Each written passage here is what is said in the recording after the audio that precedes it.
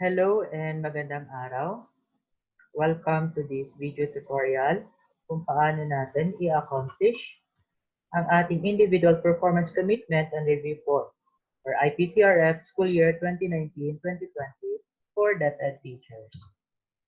Okay, so unang gagawin natin, download the electronic file from the link below. And then, ito yung mga dapat nating gamitin. Laptops, tablets, desktop species na gumagana gamit ang Windows at saka Mac OS na operating system. Okay? Hindi ito gagana ang file natin sa smartphones, tablets at saka sa Androids and iOS. Ang file naman ay gagana lamang for the versions ng ating Microsoft Excel 2010, 2013, 2016, 2019, and 365. Ang ating file ay hindi gagana gamit ang MS Excel 2011, MS Excel 28, Google Sheets, LibreOffice Calc, WPS Office, Numbers, and other Office na pwedeng gumamit ng spreadsheets. So, exclusive for Microsoft Office Excel versions 2010 and up lang. Okay? So, ito yung simplified flowchart of IPCRF data accomplishment. So, meron tayong rater at saka ratee. Si rater natin ay either ang school head or yung master teacher natin. And then, ang naong gagawin niya, downloads the IPCRF tool, then encodes the latest data, then encodes part 1, yung COT, QET, ratings of the IPCRF tool. Ito yung gagawin natin mamaya. Then, gagawin din natin yung part ni ratee na mag-encode ng part 2 and 4 of IPCRF tool. Then, gagawin niya, isasubmit niya ito, isasend niya yung file sa school head or sa designated file uploader ng school. Okay, so punta tayo ngayon sa actual na pag-accomplish ng ating IPCRF. So, I am using Microsoft Office na 365. Okay, so 365 po yung aking version ng Microsoft Excel. Okay? So, once pag-open natin ng ating Microsoft Excel, so meron tayo dito security warning na enable content. Okay? So, before that, sa other files, meron din allow editing. Okay? I-on din natin yun. So, i-enable lang natin yung content. Click yes. Okay? So, para hindi pa ulit-ulit yung ating pag-open ng macros, so punta lang tayo dito sa ating file, balik natin, file, options, then trust center settings, then macro settings, then click natin itong enable all macros.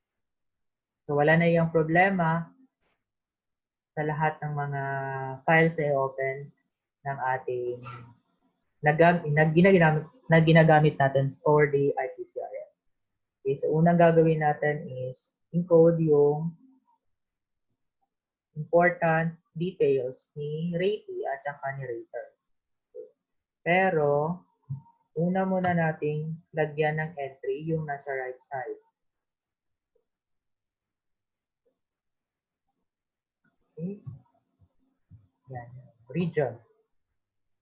Click lang natin itong cell na to. So, click natin, lalabas yung choices natin, yung option sa ating drop-down list. So, for example, Stock Sergeant. Region 12, then click natin anong division, Sarangani.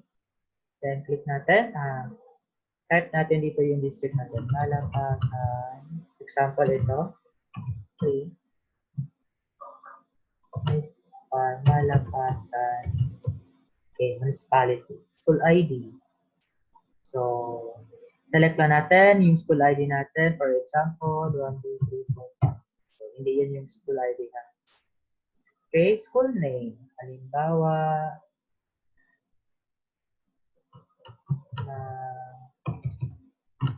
Nabini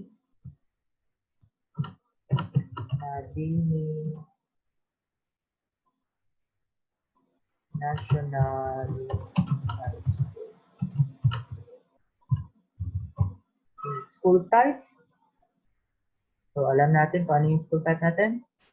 For us, example, rural. School size. Paano natin malalaman yung school size? Mag-base tayo doon sa latest memorandum ng Brigada Eskwela or Deped Order ng Brigada Eskwela. Doon classify kung anong school size natin. For example, we have 1,000 plus for the rural. Kakaroon kami ng very large population. Then, so since purely high school and senior high school lang kami, so ang pipiliin ko ay grade 7 to 10, then grade 12 to 10. Okay, so okay na. Balik tayo dito sa employees data. So, example sa akin. So, follow lang natin yung format. All caps, last name. Ito. All caps, last name, first name, at saka middle initial.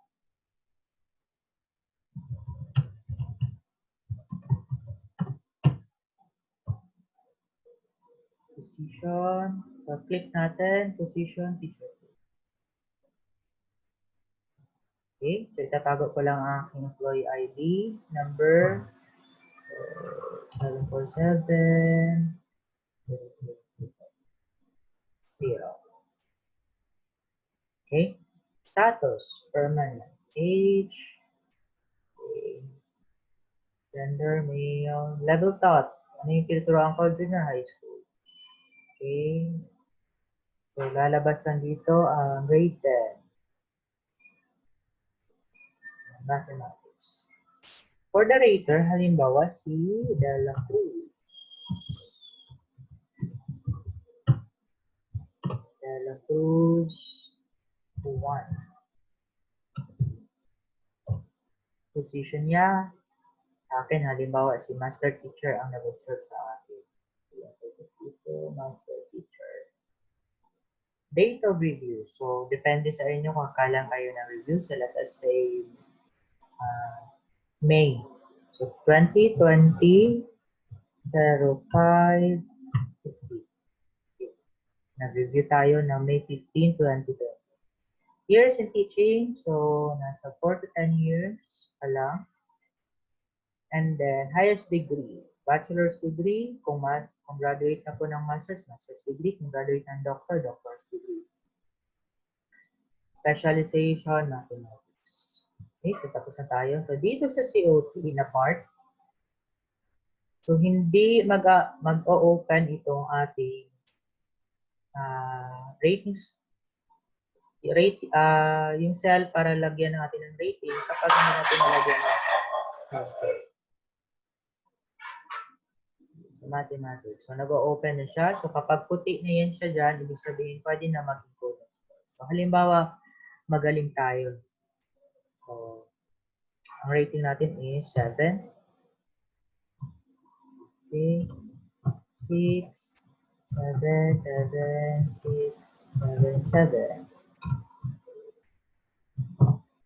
Okay, so dito sa ilalim, lagyan natin ng data pag-observe. So, ganun pa rin, year, month, at saka day yung format natin. So, 2019,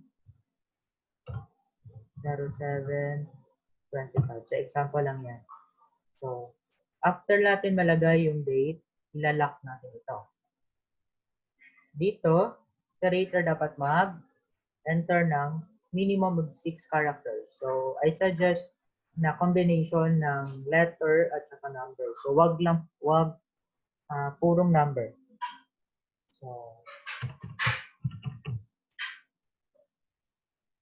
So, ano din siya, case sensitive yung ating password. So, kung naka-capital letters, naka-capital letters dapat.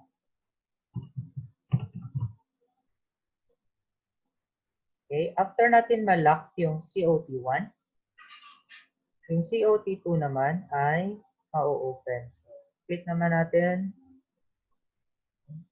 Lagyan naman natin ng rating. So, kunyari, ganun pa rin.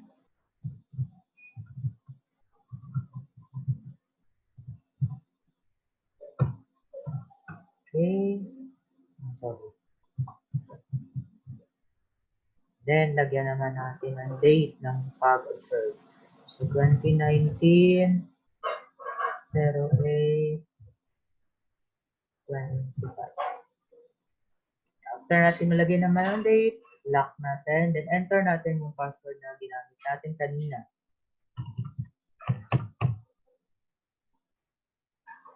Ayan. So, na-lock na ito. And another na naman for the COT3. Okay. So, we have 7. So, halimbawa, na-perfect na sa third observation.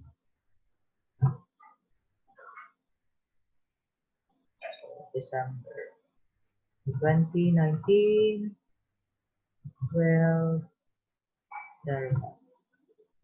Then lock.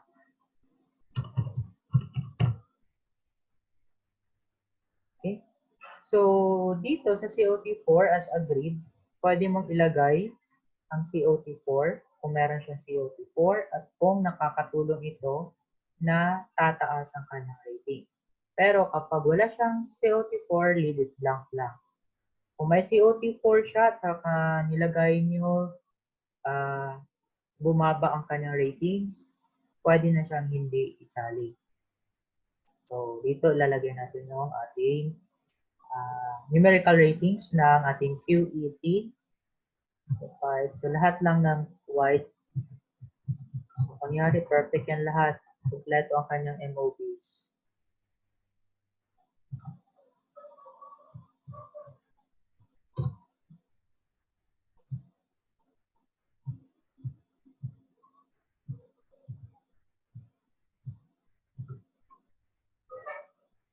Malapit na mag-outstanding. Malapit na mag-perfect. Outstanding na siya. So, palitan na natin siguro. 4.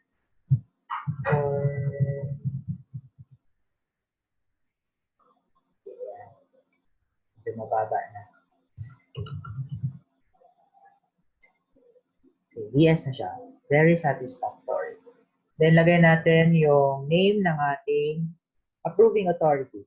So, approving authority for teachers ay school head. So, lagay natin yung ating school head, si halimbawa, and capital letters, Pedro.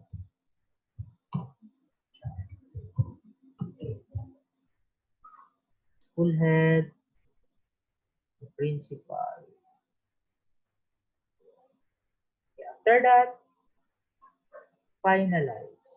So, magpo-prompt siya na you cannot complete, you have not completed the CO2 ratings, you only lack 3. So, are you sure you want to continue finalizing part 1? So, click lang natin ng yes kung sure na tayo. Then, enter the password.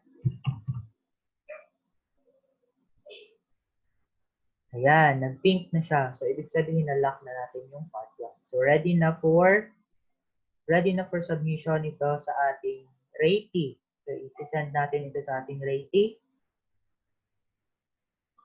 Okay?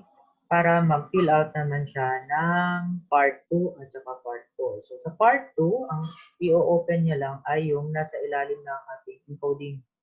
So, dito lang siya mag-a-add ng or maglalagay ng kanyang data. Sasagot sa part 2. Okay? The core behavioral competencies. So, click lang dito. Click. Siyempre, basahin niyo kung it applies to you.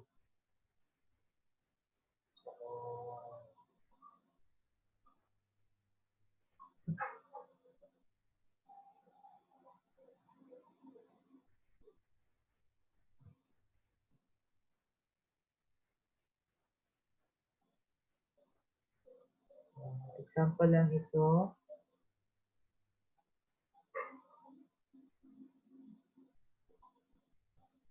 So, after nyo masagutan, si Rati ay magpa-finalize ng part 2. So, si Rati dapat iba ang password niya o may personal password na naman siya.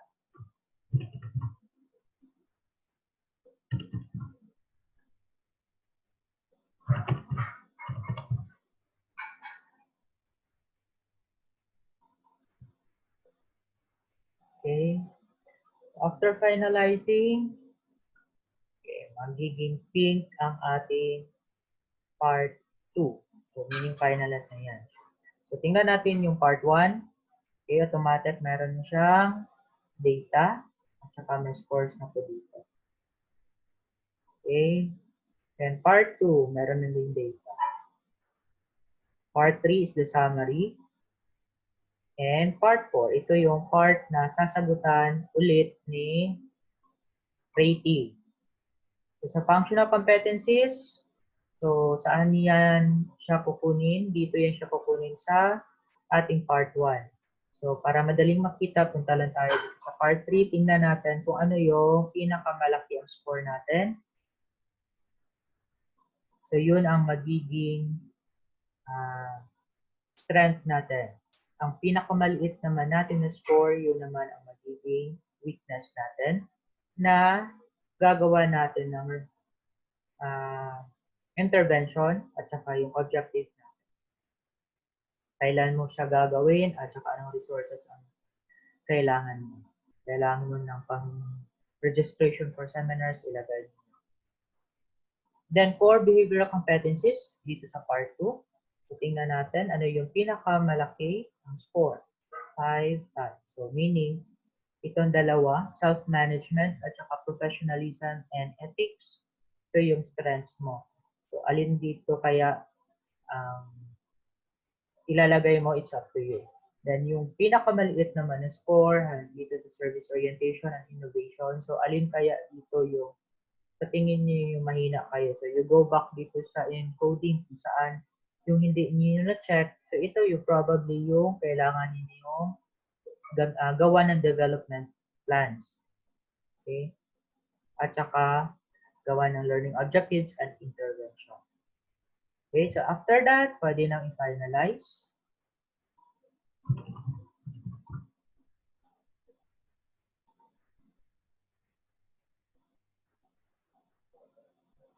Ayan. So, finalize na siya. Okay na po. So, isi-send back na ito sa school head or sa designated na file uploader ng school. Okay, thank you for watching.